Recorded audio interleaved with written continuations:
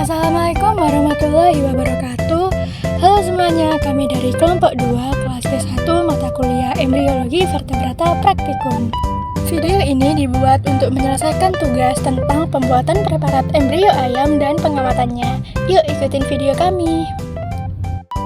Nah, ini dia telur yang akan kita pakai. Selanjutnya kita kenalan dulu sama kelompok kami. Yang pertama ada Vita Amalia, lalu ada Gabriela Alicia, lalu ada Adinda Fitriana, dan yang terakhir ada Nisrina Ainadia. Selanjutnya ini adalah alat dan bahan yang akan kita pakai. Yang pertama itu ada gunting, lalu ada gelas arloji, lalu ada pipet, kertas saring, dan mangkok. Untuk bahannya sendiri itu ada telur ayam tetas yang berumur 48 jam, 72 jam, dan 96 jam. Lalu ada larutan garam fisiologis, lalu ada larutan formalin 10%, dan air hangat. Oke, let's go, langsung saja ke pembahasannya. BTW ini kita lagi ada di Laboratorium Biologi Universitas Airlangga. Langsung saja ke langkah pertama, yaitu mencari tahu di mana letak rongga udara yang ada di dalam telur dengan disinar seperti ini. Setelah itu daerah di rongga udara ini dilubangi menggunakan gunting, lalu cangkangnya dibuka perlahan-lahan menggunakan pinset. Nah, lebar cangkangnya ini disesuaikan dengan ukuran embrio, jadi agak sedikit besar ya. Setelah dirasa cukup besar, telur bisa dituangkan di dalam gelas arloji dengan perlahan-lahan agar embrionya tidak tumpah. Nah, seperti itu. Setelah itu bagian putih telur yang masih menempel erat di kuning telur bisa dipotong perlahan-lahan menggunakan gunting seperti ini. Jadi ditarik-tarik menggunakan pinset lalu digunting agar embrio lebih mudah dilepaskan.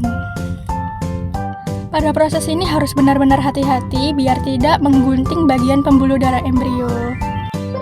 Selanjutnya kuning telur yang masih mengelilingi embrio bisa dibersihkan dahulu agar embrio bisa jernih seperti ini. Nah, karena pada embrio kami itu terlipat di bagian dalam, jadi harus dibuka secara perlahan-lahan seperti ini, biar organ-organnya itu bisa diamati secara jelas. Nah, ini harus ekstra hati-hati ya, agar tidak merusak lapisan embrionya. Setelah itu, cairan yang masih mengelilingi embrio dapat dibuang secara perlahan-lahan menggunakan pipet, dan tetap harus membuka embrionya agar tidak terlipat. Oke, sampai seperti ini posisi embrio yang sudah benar. BTW ini kita memakai embrio umur 72 jam, jadi ukurannya masih sangat kecil.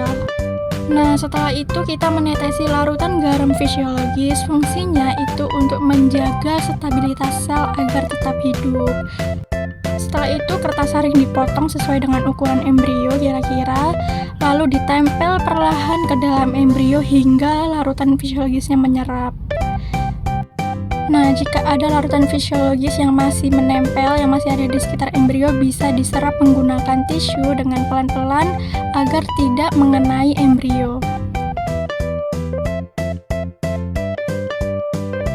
Oke, setelah itu embrio diletakkan perlahan-lahan di dalam satu wadah untuk diberikan larutan formalin. Fungsi dari larutan formalin sendiri itu untuk proses fiksasi dan pengawetan agar embrio tidak mudah busuk. Nah, seperti ini contoh pemberian larutan formalin. Pastikan semua bagian embrio terkena larutan formalinnya. Berikut ini adalah ciri dari embrio sesuai dengan umurnya. Pada umur 48 jam, embrio masih berupa gumpalan kecil berwarna merah dan pembuluh darahnya mulai berkembang.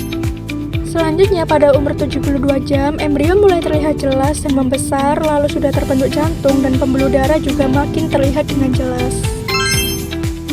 Lanjut ke umur 96 jam, embrio ini semakin tampak jelas dan ukurannya semakin membesar, lalu anggota tubuh juga mulai berkembang dengan pembuluh darah yang semakin melebar. Sekian penjelasan dari kelompok kami dan terima kasih.